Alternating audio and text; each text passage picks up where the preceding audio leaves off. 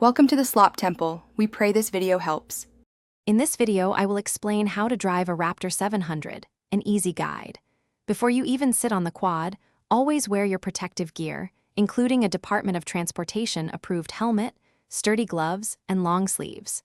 Take a moment to check your fuel level and ensure your tires are properly inflated, usually around 5 pounds per square inch. These initial checks are crucial for a safe and enjoyable ride.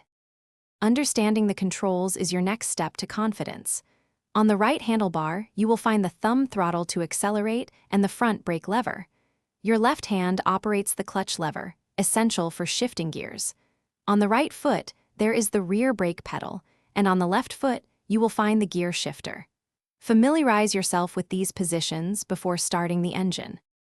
To start the Raptor 700, first turn the ignition key to the on position. Next, make sure the quad is in neutral. Look for the green end light on the dashboard.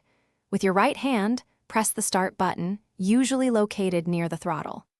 Once the engine is running, gently press down on the left foot shifter to engage first gear, preparing for movement.